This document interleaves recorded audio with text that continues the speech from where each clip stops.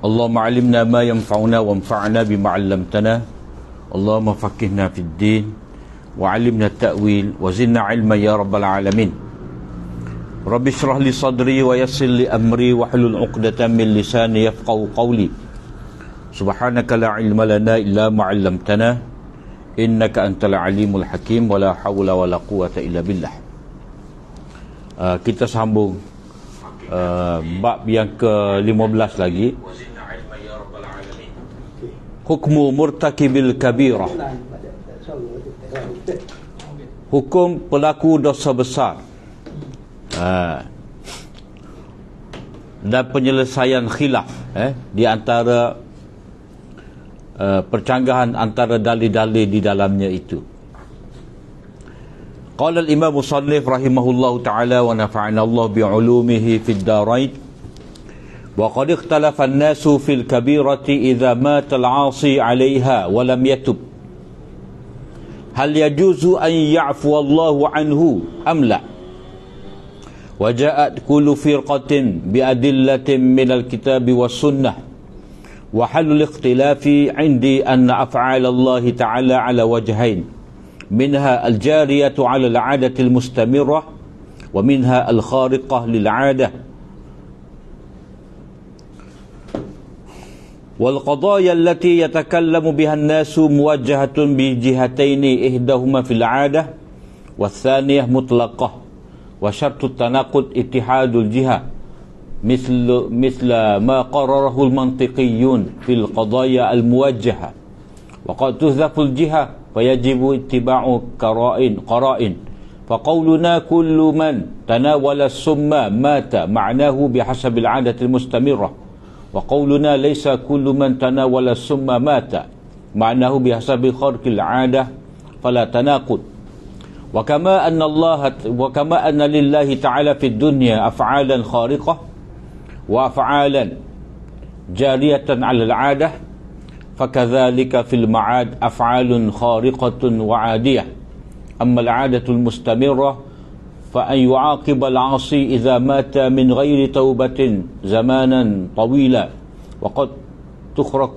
تخرق العادة وكذلك حال حقوق العباد وأما خلود صاحب الكبيرة في العذاب فليس بصحيح وليس من حكمة الله أن يفعل بصاحب الكبيرة مثل ما يفعل بالكافر سواء والله أعلم. Ini masih lagi di bawah tajuk kesan buruk daripada dosa besar ataupun pengaruh dosa besar yang memudaratkan manusia, iaitu dengan sebab dosa besar ni. Pertama sekali, ahli sunnah mengatakan bahawa pendosa besar ni dia akan diazab oleh Allah SWT, sebab Allah Ta'ala memberi ancaman. Jadi bila Allah Ta'ala memberi ancaman, maka akan ada azab lah. Bila dosa besar, dia seseorang itu kena bertaubat kepada Allah SWT dengan segera. Kata pengarang kita ni, manusia berselisih pendapat tentang dosa besar. Apabila seseorang yang derhaka itu mati dalam keadaan dosa besar, dalam keadaan melakukan dosa besar dan tidak bertaubat,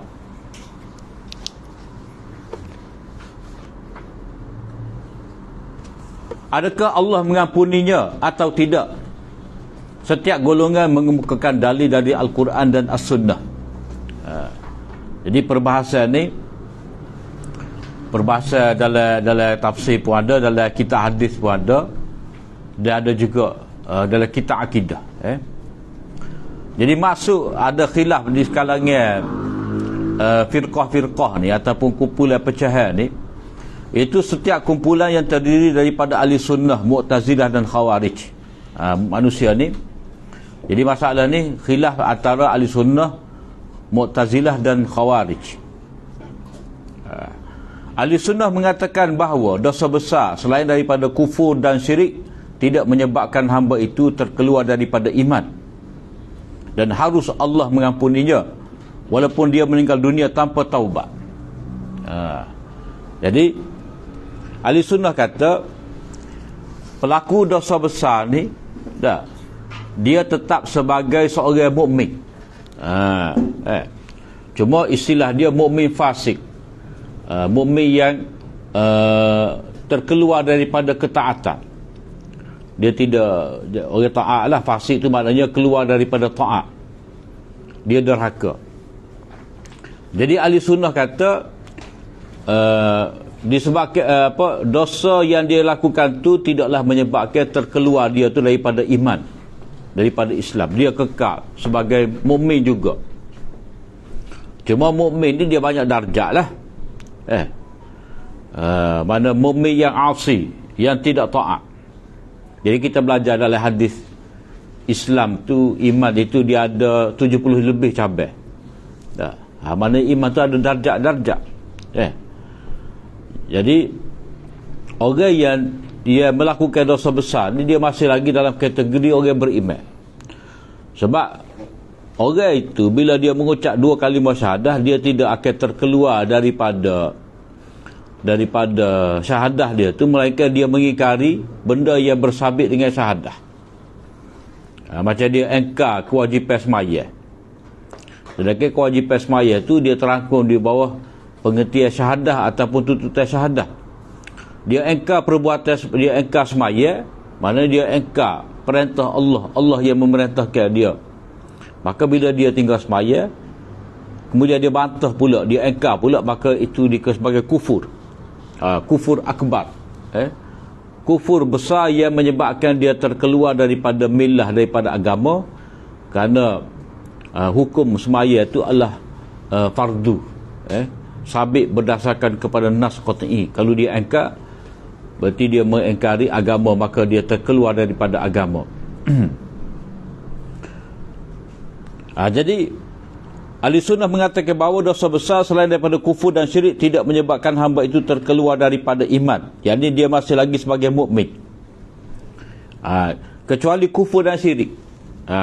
Mana kalau dia buat perbuatan kufur, dia pergi sujud di berhala, dia pergi sujud pada salib ke, pada patung ke, maka itu adalah perbuatan kufur. Sebab perbuatan sujud tu hanya ditujukan kepada Allah SWT.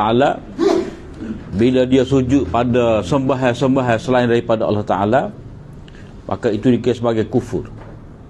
Begitu juga dia melakukan syirik, mana dia i'tiqad bahawa ada seperti Allah. Pada manusia tu ada kuasa-kuasa seperti Allah. Pada manusia ni kita perlu berharap untuk mendapat keberkatan daripada dia. Maknanya kita yakin pada dia tu ada berkat, ada rahmat. Mana kalau dia restu kita, kita akan selamat, kita akan dapat berkat. Ataupun kita yakin pada dia tu ada ilmu gaib, dapat mengetahui isi hati, maka itu dikira sebagai dosa syirik. Jadi dosa kufur dan syirik ni menyebabkan orang itu terkeluar daripada iman lah. Jadi dosa besar ni selain daripada kufur dan syirik,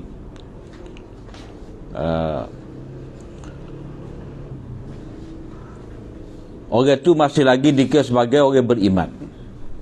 Kemudian bila dia masih lagi sebagai orang beriman, maka harus bagi Allah Ta'ala mengampuninya.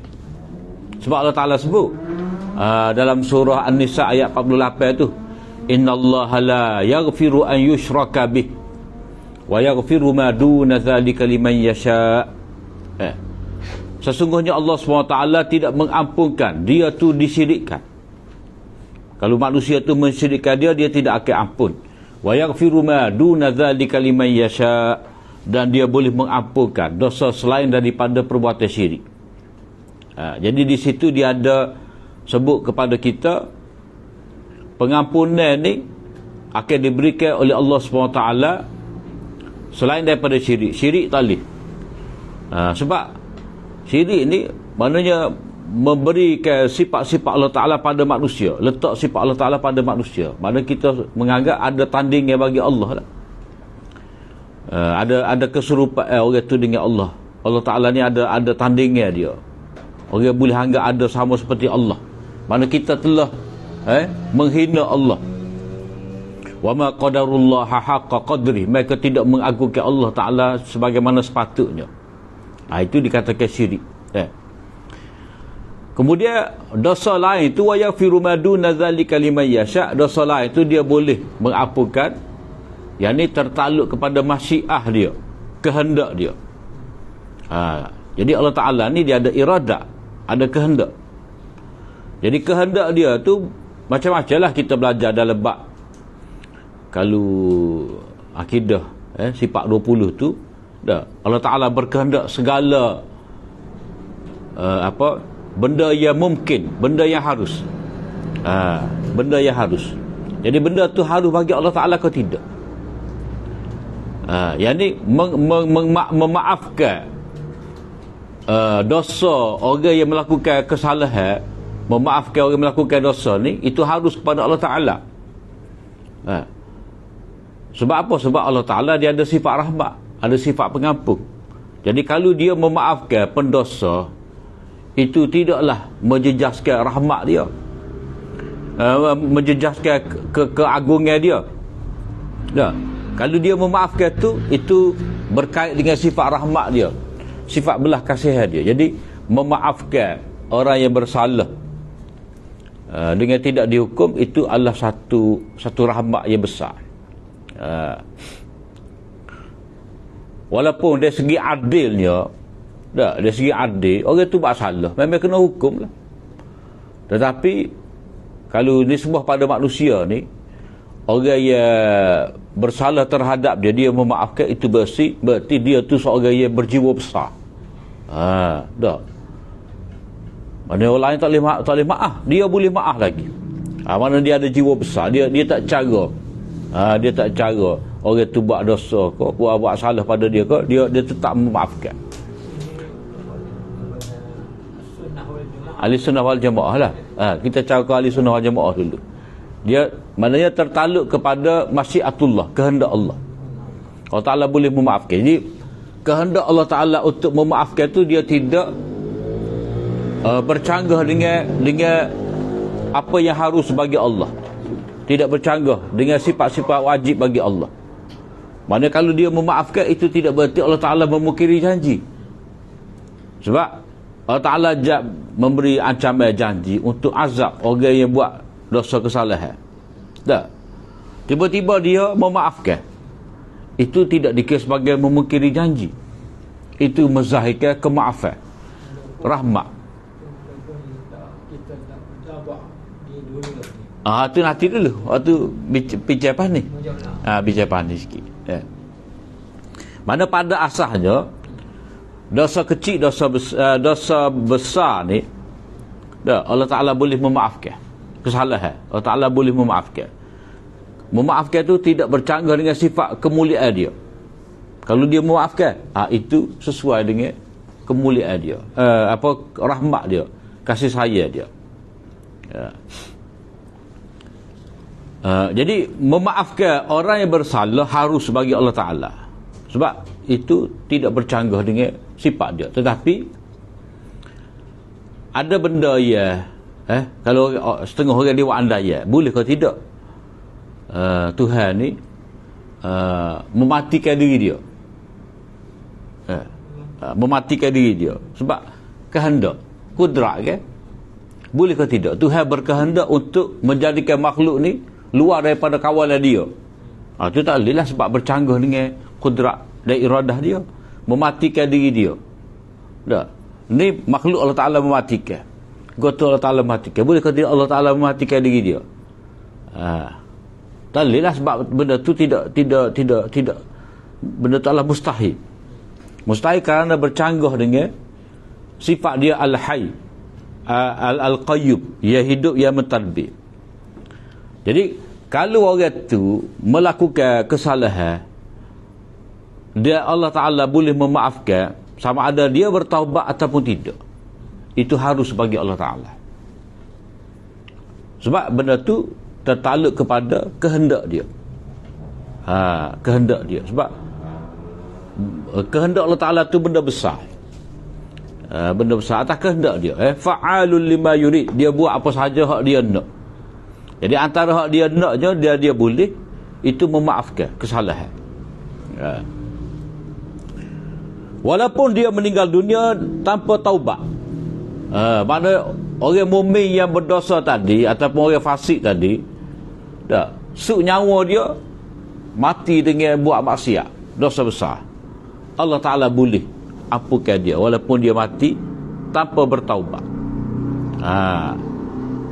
Kalau dia mati dalam keadaan bertaubat, tak kecek dah. Sebab Allah Ta'ala janji dalam ayat ni dia boleh menerima taubat.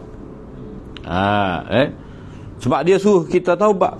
Jadi kalau dia perintah supaya kita bertaubat, berarti dia akan terima. Ya ayyuhallazina amanu tubu ilallahi taubatan nasuha. Wahai orang-orang beriman, bertaubatlah kepada Allah Ta'ala dengan setulusnya, dengan ikhlasnya, dengan sebenar-benar taubat. Jadi kalau ada arahan daripada Allah SWT suruh bertaubat, maka pasti dia akan terima taubat. Sebab dia janji tu. Kalau tidak, dia tak. Apa makna kalau dia suruh kita bertaubat, tiba-tiba tak ada jaminan pengampunan. Jadi mesti ada pengampunan. Jadi orang pelaku dosa besar, kalau dia bertaubat, pasti Allah Ta'ala terima taubat. Dia sempat bertaubat sebelum daripada dia mati, taubatnya itu diterima oleh Allah Ta'ala. Cuma perincian syarat taubat tu kena bincang pula lah. Dia ada syarat juga taubat ni. Jadi pada asasnya Allah Ta'ala mengampunkan, boleh memaafkan kesalahan pendosa besar sama ada dengan taubat ataupun tanpa taubat. Boleh. Tidak bercanggah dengan sifat Allah Ta'ala. Tapi kalau golongan Mu'tazilah ni, golongan Mu'tazilah ni, dia kira kalau Allah Ta'ala janji memberi ancaman azab, tiba-tiba dia tidak azab, bagi dia Allah Ta'ala memungkiri janji. Sebab ancaman azab tu janji buruk dia lah. Jadi bila janji buruk dia azab, tiba-tiba dia memaafkan, tu dia tak boleh terima. Sebab apa? Sebab itu bercanggah dengan adil Allah Ta'ala. Adil Allah Ta'ala, dia memberi kepada kita. Bagi orang Mu'tazilah ni, dia kata wajib kepada Allah Ta'ala buat hak baik dan terbaik. Wajib bagi Allah Ta'ala memberi pahala kepada kita bila kita buat amal soleh. Itu asas Mu'tazilah, kata dia. Sedangkan Ahli Sunnah kata, bila manusia buat amal soleh, dijanjikan oleh Allah SWT dengan dapat pahala, maka kita dapat pahala tu atas dasar limpahan rahmat Allah. Mu'tazilah kata wajib, kena beri pahala. Wajib pada Allah Ta'ala memberi pahala sebab kita buat kebaikan. Ahli Sunnah kata tidak wajib bagi Allah Ta'ala untuk memberi pahala pada kita. Sebab apa? Sebab itu janji dia. Kita ni milik dia. Jadi kita tidak boleh nak menuntut dengan kata wajib atas Allah Ta'ala. Sebab apa? Sebab kalau kita cek dari segi amal kita pun, cukup syarat ke tidak untuk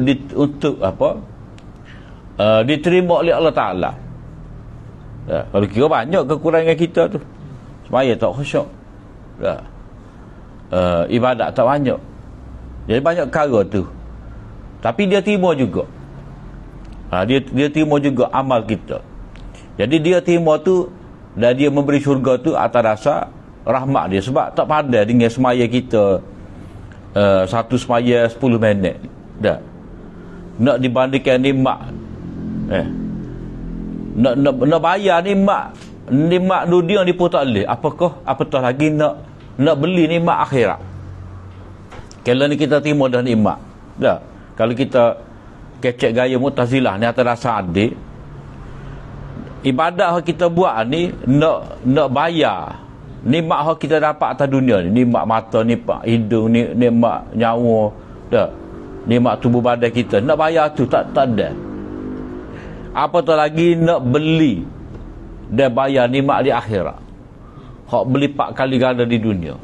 Jadi kalau Tuhan bagi pada kita tu, rahmat dia lah. Jadi tak boleh kita nak kata sebagai adil. Kalau adil ni, dah kita buat kerja dengan majikan kita, majikan kena bayar pada kita, bayar dengan adil. Jadi maknanya kita kena faham, kita dengan Allah Ta'ala ni bukan seperti hubungan kita dengan majikan. Bukan hubungan kita dengan majikan, tapi antara hamba dengan Tuhan. Hamba dengan Tuhan. Jadi kalau kita nak kira Mu'tazilah ni ada ke tak lain? Ada. Ada. Dia wujud dalam pemikiran dia macam terlalu letak akal, sebab dia guna hujah akal belakang ni. Akal. Cuma perbahasan cara terperinci tu nak cari tu tak ada lah. Tapi benda ni dia macam benda tu dalam sejarah. Bila kita bahas ni ada tempat-tempat kena bahas lah, supaya tak ada orang mikir seperti tu. Kalau ada orang mikir seperti tu, kita catah lalu. Sebab macam Murji'ah. Murji'ah banyak. Murji'ah ni buat dosa besar banyak mana pun iman beres, tidak tergugat iman. Mana kalau orang tu pergi sujud depan berhala, orang tu berlaku dah, dia tapa mak dia, ada berlaku kena yak nama ni, Joyah dengan anak dia. Ada cerita Joyah dengan anak dia tu, memang anak dia Rusdi dah. Rusdi ke nama apa? Kata komak dia betul-betul skrip tu. Kita tengok drama tu, kejut kita. Walaupun lakon ni tu di Murji'ah tu, sebab dalam perkiraan tu tak ada berlakon ni. Berlakon ni tak ada, berpura-pura tak ada. Berlakon kalau berpura-pura munafik lah kalau kira. Tak ada jenis hak ini kita buat lolok berpura-pura. Dia jadi. Dia kira jadi. Jadi kita berlakon macam contoh ada lakon tu, dia buat motor atas Quran. Ni ada ni. Kalau kita tengok ni, kita ingat hak kita tengok. Tak silapnya Rasyamno dia berlakon. Satu dengar tu motor atas Quran. Tapi lah. Kata walaupun lakon ni. Sebab benda tu walaupun kita berlaku, tapi tetap pada zahir menyalahi syariat. Jadi bagi golongan Murji'ah ni, balik pada persoalan kita ni, benda tu salah. Maki hamu kepada ibu bapa salah. Tak kira lah kita berlakon kau tidak berlakon kau, tetap tak boleh. Jadi usul Murji'ah tu ada kepada pelakon Hindustan ramai mana hak sujud sembah berhala-berhala, doa macam Amir Khan tu, dia pergi depan berhala tu, dia buat lagu ni, depan salib dia buat lagu ni, cerita fikir tu, cerita krisis agama tu, cerita fikir tu, cerita krisis agama. Jadi dia buat belakang tu. Sedangkan sebagai seorang Muslim tak boleh buat lagu tu. Tapi dia kata tak apa, sebab lakon ni. Kalau dulu berlakon ambil watak Fir'aun, itu maknanya bercanggah lah. Maknanya orang Murji'ah kata orang dosa besar tak apa, tidak menjejaskan iman, asalkan hati kita baik, walaupun luar zahir nampak jahat, punuh lagu tu. Sebab dalam perbahasan ahli sunnah wal jamaah, iman dia akan naik dengan ketaatan, dan iman ni boleh tergugat dengan sebab dosa, mempengaruhi. Jadi dalam bab melakukan dosa besar, oleh kerana dosa besar dia menyebabkan kejahatan itu besar dah, sehingga menzalimi orang lain, merampas hak orang lain, menggugat keselamatan orang lain, maka orang yang berani buat tu berarti dia tidak ada iman yang sempurna. Iman dia yang ada tu lemah sehingga dia tidak mampu menghindari benda-benda maksiat.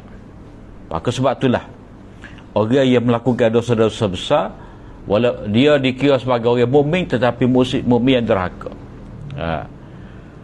Golongan Mu'tazilah ni dalam bab ni, golongan Mu'tazilah mengatakan pendosa besar tidak mukmin dan tidak juga kafir. Jika dia meninggal dunia dalam keadaan bertaubat, maka dia akan masuk syurga. Jika dia meninggal tanpa taubat, maka dia kekal dalam neraka. Kekal dalam neraka ni berat lah. Jadi dia sebab apa? Sebab ada dalil lah. Ada dalil. Macam dalam hadis tu, la yazni zani hina yazni wa huwa mu'min, la yasriku sariq hina yasriq wa huwa mu'min. Tidak mencuri, orang yang mencuri pada ketika dia mencuri, hal keadaan dia beriman. Jadi Nabi kata tidak beriman.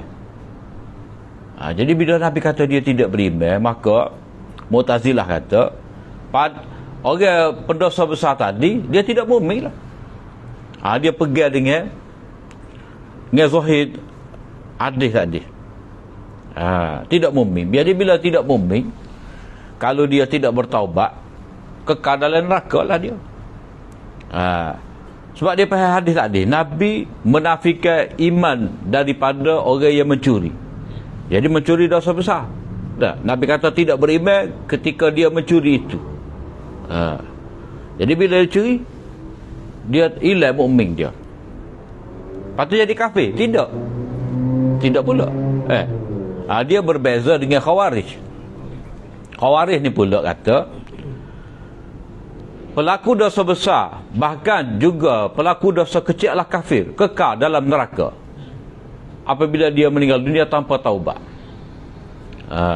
Jadi Khawarij ni pula, oleh kerana hadis yang sama juga, bila seorang tu Nabi kata tidak mencuri, orang yang mencuri ketika dia mencuri dalam keadaan dia mukmin, Nabi mengatakan dia tidak mukmin ketika mencuri. Jadi kalau tidak mukmin, kafir lalu lah.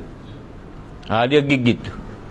Bila Nabi kata tidak beriman, tidak mukmin, maka bagi dia kafir. Cepat lalu. Jadi ahli sunnah mudah ya. Orang yang melakukan dosa besar tetap sebagai mukmin, tidak kafir, tetapi mukmin asin ataupun mukmin fasik. Jadi ada istilah fasik. Mu'tazilah pula kata dia tidak mukmin dan tidak kafir, tapi duduk tengah-tengah. Manzilatun baina manzilatain, duduk tengah-tengah.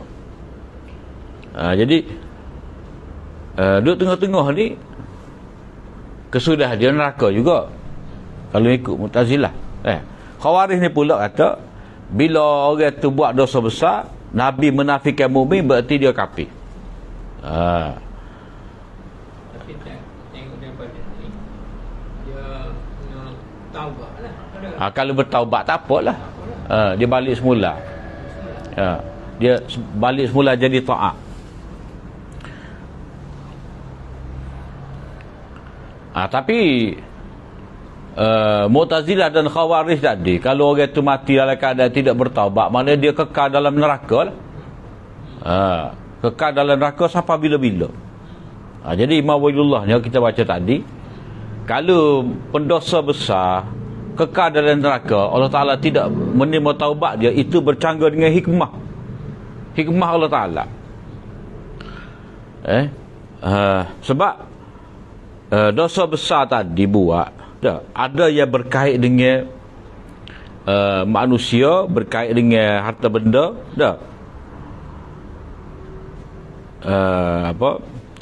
dan bila begitu dia tidak menyentuh hak Allah Ta'ala,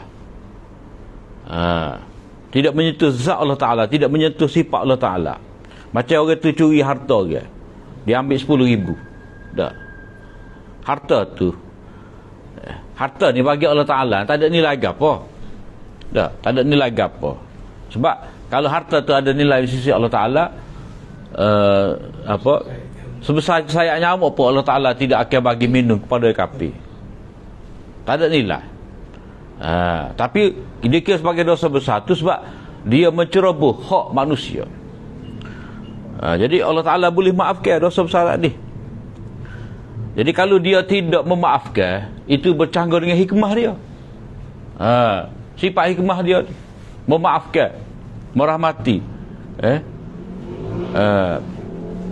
Kalau kata syirik, Tuhan tidak memaafkan, itu wajar juga. Ada hikmah. Dosa syirik akbarul kabair, Allah Ta'ala tidak memaafkan. Sebab apa? Sebab itu berkenaan dengan zat dia, sifat diri dia. Jadi kita anggap sama. Bila manusia tu anggap sama Allah dengan sesuatu yang lain, maknanya orang itu tidak mengagungkan Allah SWT sebagaimana selayaknya. Macam contoh, bini kita ni marah kita bini seorang lagi. Dia kata menduakan kita, dia kata. Jadi dia kata, selama ni kita tak cara makan minum dia kau. Selama ni kita tidak sayang kau, dia kau tidak. Dia diukit lah kau. Tak puas hati sebab kita nak bini seorang lagi. Jadi seolah-olah hak dia sama ni jaga apa pakai minum, makan minum kita ni dah. Jadi bagi dia tak ada nilai. Kita tidak menghargai. Tu yang marah tu. Dia kata taklid kita, rumah ayah kita. Sebab kita nak bini seorang lagi. Mana dia tak boleh maaf. Sebab menduakan dia.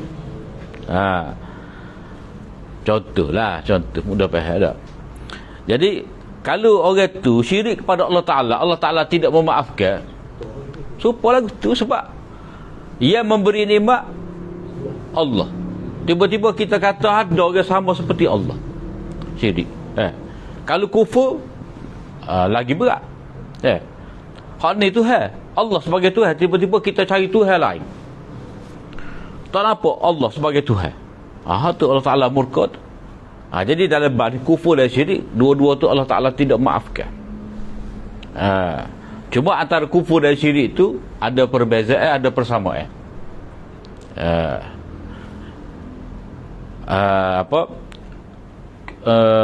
Kufur ni dia lebih besar lagi daripada syirik. Perbuatan syirik tu maknanya dia beriman, tapi pada bahagian-bahagian tertentu dia kufur. Macam dia minta dengan makhluk hak mati, hajat dia minta ya wahai wali kita nak anak, wahai wali kita nak jodoh, nak bini. Sedangkan itu adalah orang mati tak dengar, orang mati tak ada kudrat, kita minta. Jadi kita anggap dia tak ada kudrat, dia boleh bagi. Tu yang dikatakan syirik tu. Dia pergi dengan pakai piyah. Dia mula dengan Assalamualaikum. Nak Bismillahirrahmanirrahim, ya wali Bismillahirrahmanirrahim. Ada. Dah. Hujung tu wasallallahu ala Muhammadin. Amin. Tapi tengah tu ada syirik.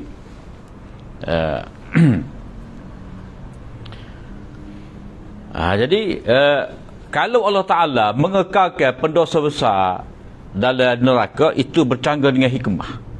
Sama juga kalau Allah memaafkan orang yang syirik pada dia ni, orang kufur pada dia ni, lepas dia matilah, itu tidak bertepatan dengan hikmah dia. Tapi kalau orang tu dia bertaubat daripada kufur, dia jadi mukmin.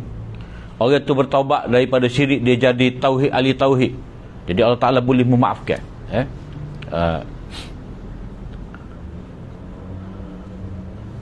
Jadi Khawarij kata orang pelaku dosa besar tadi menjadi kafir.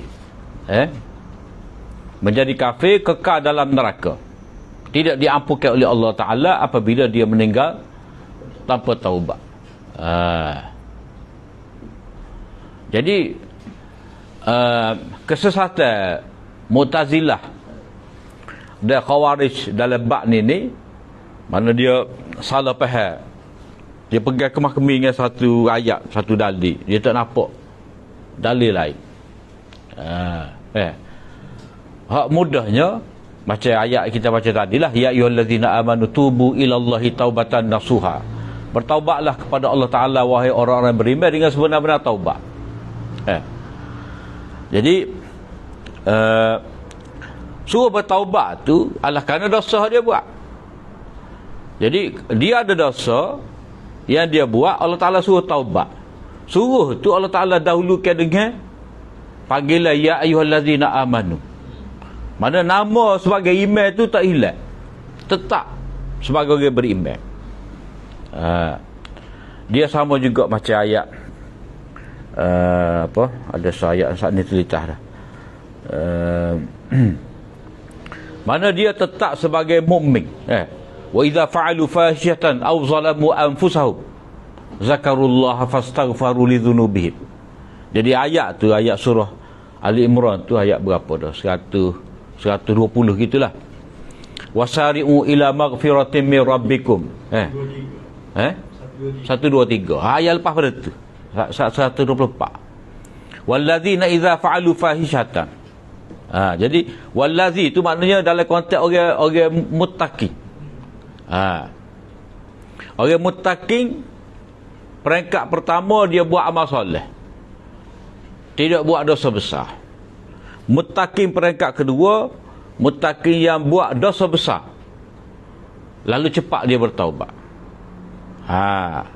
Dia cepat bertaubat. Maknanya masih lagi dipanggil mukmin, masih lagi dikira orang muttaqi walaupun dia buat dosa besar, dengan syarat dia hendaklah segera bertaubat. Maknanya dosa besar yang dia buat tu tidak menafikan iman dia. Sebab iman ni pengakuan dalam hati. Jadi kalau dia buat dosa besar, tak kira cabut iman dia, keyakinan dia. Hak buat kesalahan tubuh badan dia, etika dia masih sama. Tapi kalau dia syirik, etika dia berubah dah. Jadi harus berlaku pada orang Islam ni, walaupun dia berkopiah, berjubah, berjanggut, berserban, perbuat dosa syirik, sebab dia benda etika. Kalau dia ada pihak, ada janggut pun, kalau dia nak meropok, mencuri pun tak ada masalah juga, sebab benda tu suku, pakaian. Cuma persepsi orang lah, tak kira dia curi. Tapi banyak curi. Skamer-skamer tu pakai jubah, pakai piyah, ramah skamer. Dah. Main minta derma ke apa semua dah.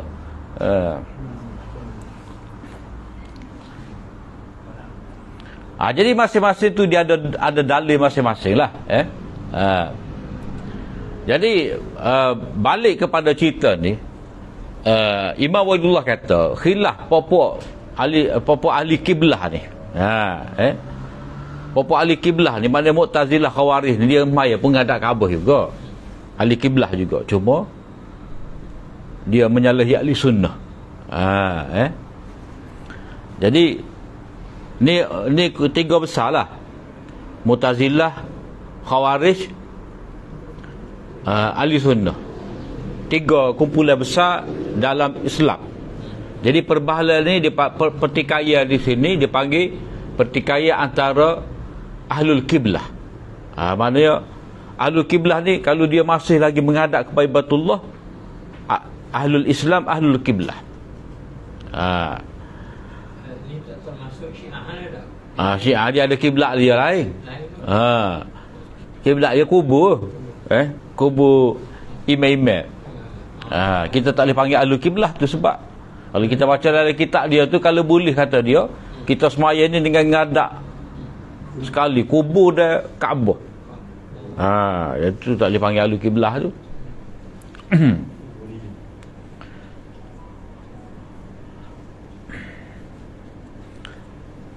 Penyelesaian perselisihan ini, jadi kata dia, perbuatan Allah itu ada dua jenis. Maknanya Allah Ta'ala boleh memaafkan ataupun tidak. Jadi perbuatan memaafkan oleh Allah Ta'ala ni nak letak jenis mana? Memaafkan ni, mana sifat memaafkan Allah Ta'ala ni, kalau ikut adab peraturan, dia kena bertaubat, kena minta maaf bahawa Allah Ta'ala memaafkan. Itu mengikut adab. Dah. Kalau tidak mengikut adab, luar daripada adab, mencari adab, Allah Ta'ala boleh memaafkan tanpa hamba bertaubat. Tu dia pokok masalah ni. Jadi masalah pertelingkahan tiga kumpulan ni atas perkara mati dengan taubat, mati tanpa taubat. Mati dengan taubat Allah Ta'ala, mati dengan taubat Allah Ta'ala boleh memaafkan. Mati tanpa taubat Allah Ta'ala boleh memaafkan ke tidak? Dah.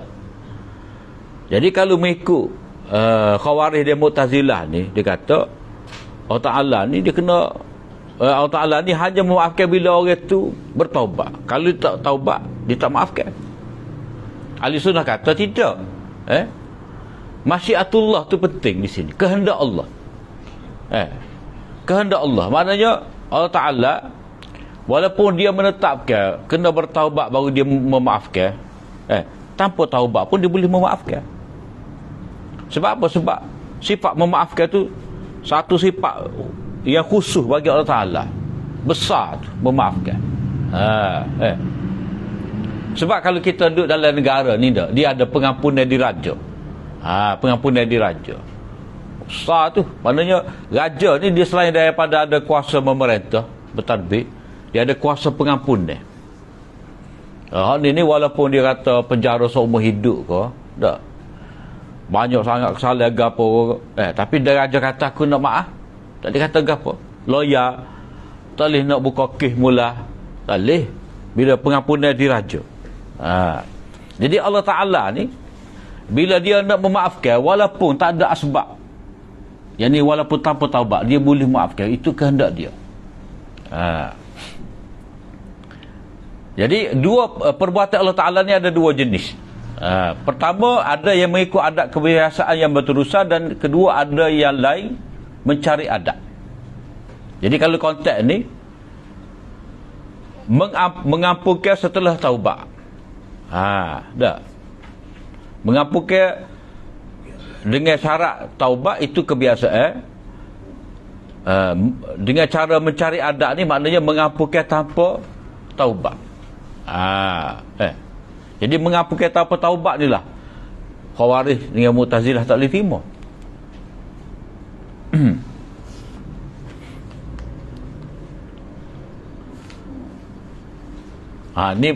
Ni bahagian mantik ni bahagian mantik ni, persoalan atau proposisi. Isadah tu. Ni mantik ni. Nak baca kau tidak?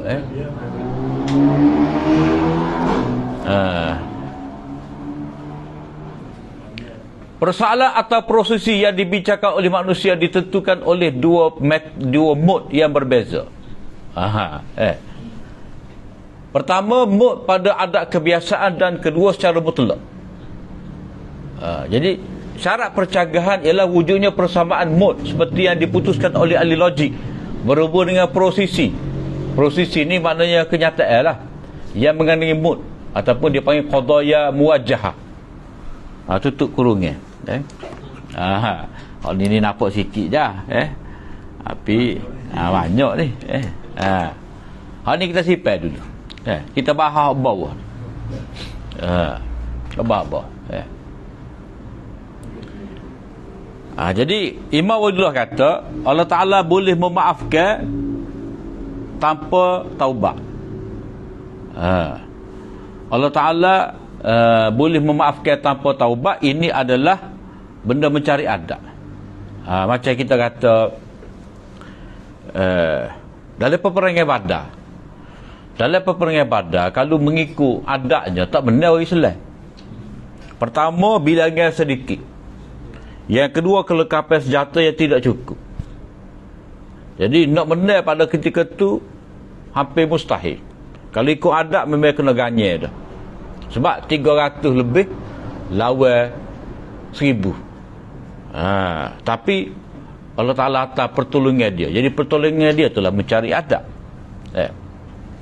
Benda mencari adat kita baca dalam Quran. Mukjizat lah. Cari adat.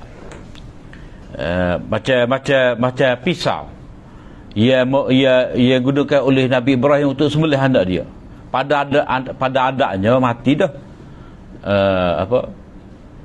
Ismail tu, tapi tak mati.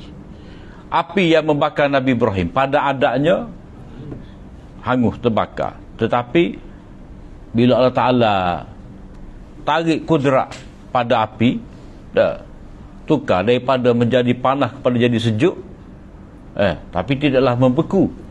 maka Nabi Ibrahim tidak terbakar. Jadi ada kehendak Allah Ta'ala. Ia mengatasi peraturan dia. Sebab peraturan sunnah ni ataupun adat ni peraturan Allah Ta'ala. Orang panggil hukum sebab musabab. Adat tu maksudnya di sini hukum sebab musabab lah. Bila ada ni maka ada tu. Itu sebab musabab. Jadi hukum yang dibuat oleh Allah Ta'ala ni berdasarkan kepada iradat dia. Maka dengan iradat dia jugalah benda tu boleh berlaku bercanggah dengan adat. Dia bab mujizat ni dia balik pada asbab musabab, mengikut kehendak Allah Ta'ala. Begitu juga berlaku sesuatu luar daripada asbab musabab, itu pun dengan iradat Allah Ta'ala. Jadi begitu juga Allah Ta'ala mempunyai tindakan di dunia yang menentang haluan adat dan tindakan yang mengikut adat kebiasaan. Iaitu Allah mahu menzahirkan kudrat dan iradatnya, seperti dalam peperangan Badar ada pertolongan Allah. Dia kalau kita nak mudah faham juga lah. Hak perbuatan manusia pun ada juga luar daripada peraturan, tapi boleh berlaku. Macam contoh, naik jatuh sebuah kerajaan, terbentuk kerajaan, dia kena ada PRU. Tak. Tapi dia boleh berlaku pertukaran kerajaan tanpa PRU, langkah syaratan. Maknanya ada tu mencari adat tu. Mencari adat ni maknanya sejak daripada kita merdeka, ni berlaku.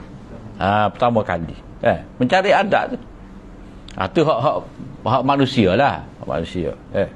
Mana manusia tu dia tidak, dia buat peraturan, lepas tu ada hak tak ikut peraturan. Jadi hak ni kalau kita faham tindakan Allah SWT ni, mana ada hak dia buat mengikut peraturan dia, ada ya tidak ikut peraturan dia. Macam Isa tu memang wa kalimatuhu alqaha ila Maryam. Jadi Nabi Isa tu dilahirkan tanpa bapa, itu adalah kalimah Allah, mana iradat Allah. Kun lah, kun. Allah Ta'ala kata jadi.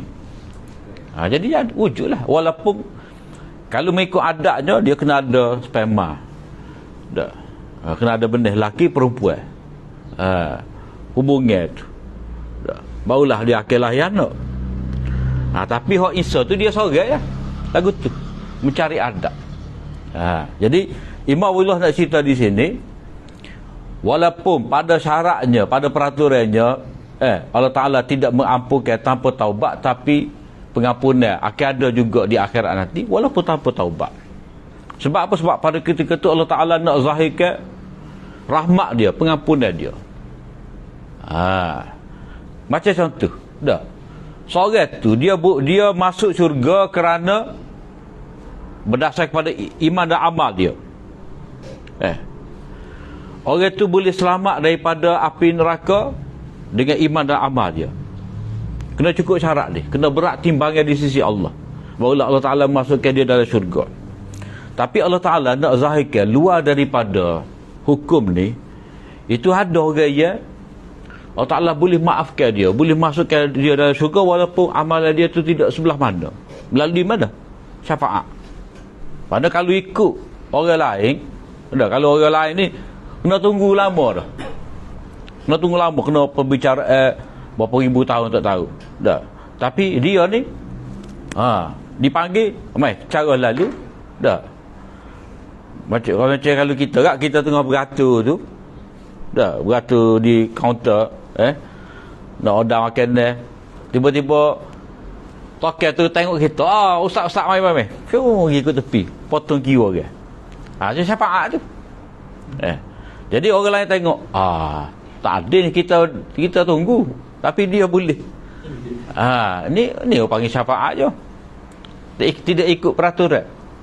Jadi tidak ikut peraturan, mana syafaat tu maknanya Allah Ta'ala boleh merahmati dengan orang tu segera masuk syurga, segera dihisap. Orang itu boleh dilepaskan daripada neraka walaupun dia perlu duduk 10 tahun. Jadi duduk setahun. Jadi itu dikira melanggar peraturan lah. dengan dosa dia tu dia perlu duduk lama dalam neraka, tapi Allah Ta'ala boleh memendekkan tempoh dia. Tu dia panggil syafaat. Cuma masalah orang kita lah ni dalam bab ni, dia tak saya ikut peraturan lah. Dia kata tak apa, kita boleh syafaat Nabi, syafaat Habib, syafaat Wali. Tak, kita beramal lebih kurang tak apa, asal kau ada Habib ni boleh menyelamatkan kita. Dia orang tak saya ikut peraturan Allah Ta'ala. Iman dan amal soleh kena sempurna, kena cukup, boleh masuk syurga. Tapi ada orang ni tak apa, kalau macam Syiah lah, dia kata tak apa, asal kita cinta pada Ali. Tak, kita sayang pada Ali, Ali boleh melepaskan kita daripada neraka. Kita jahat setara mana pun tak apa, asalkan kita cinta pada Ali. Jadi orang kita pun ada lagu tu juga.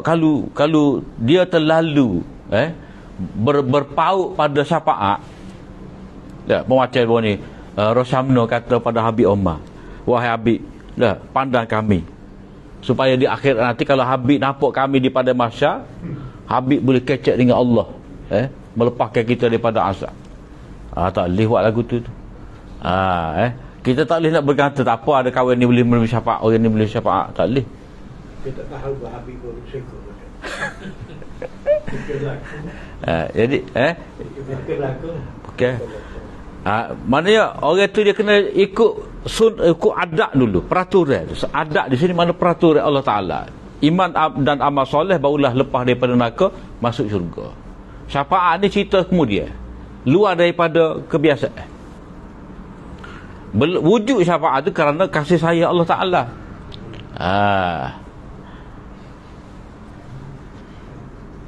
Dia ada hati ke dia? Dia tu ada hati ke? Hadis dia buat mana ya? Dia syafaat ni memang ada. Memang ada syafaat ni, syafaat akan ada.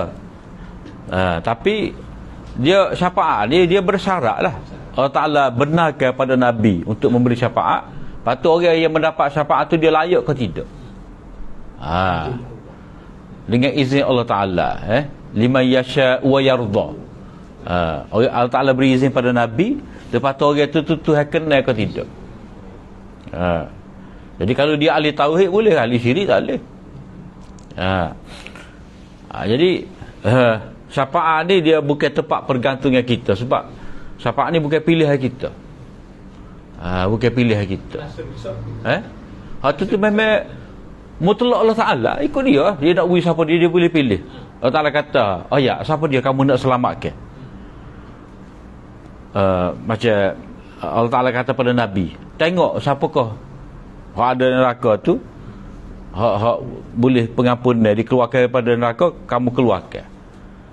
Jadi hak ni bukan daripada pilihan kita.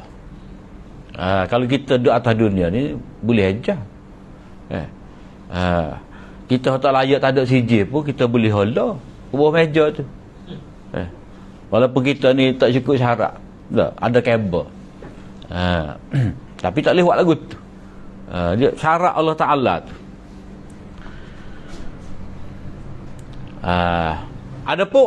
Adapun yang biasa dilakukan ialah orang yang deraka.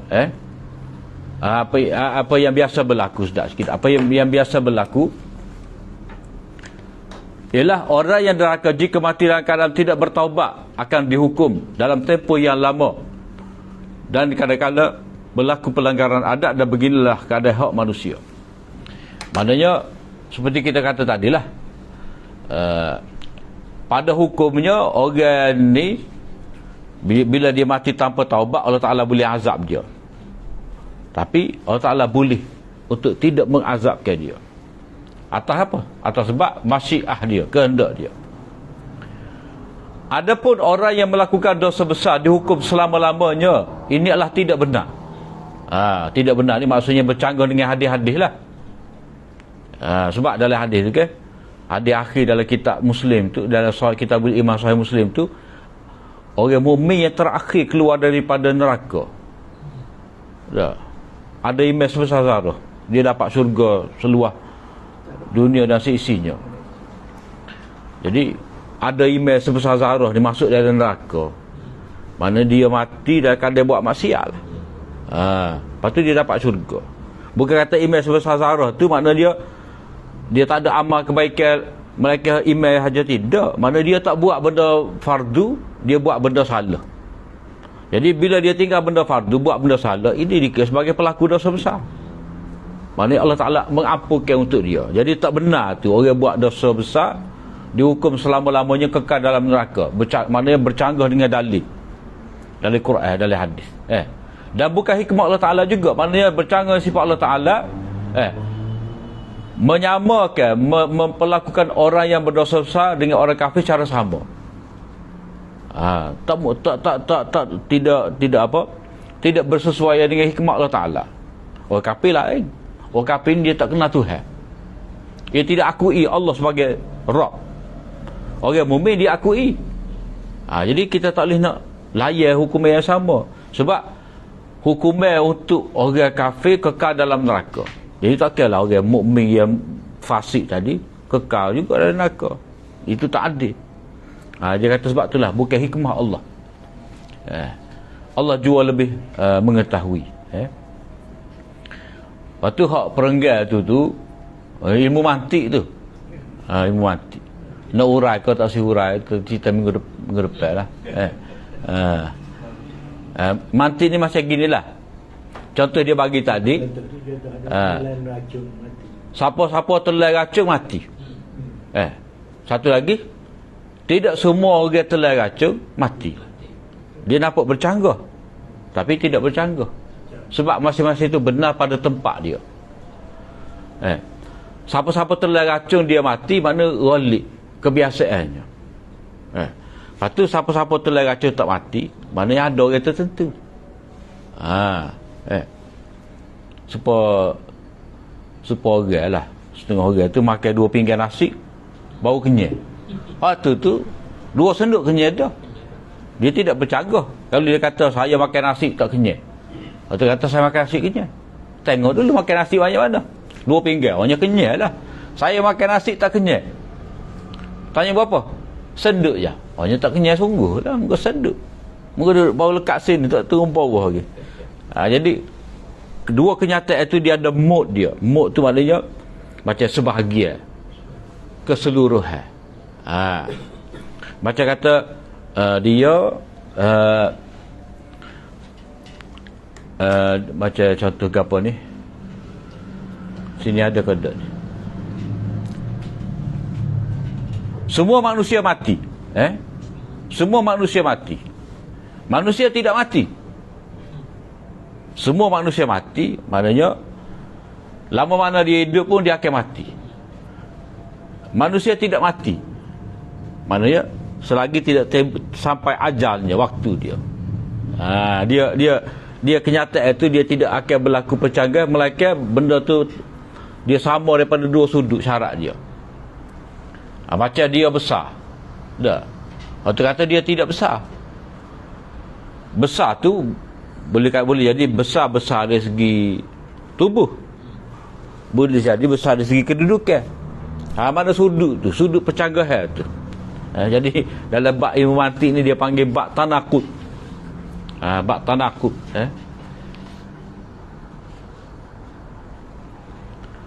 Macam kata Allah Ta'ala tidak mengampunkan dosa.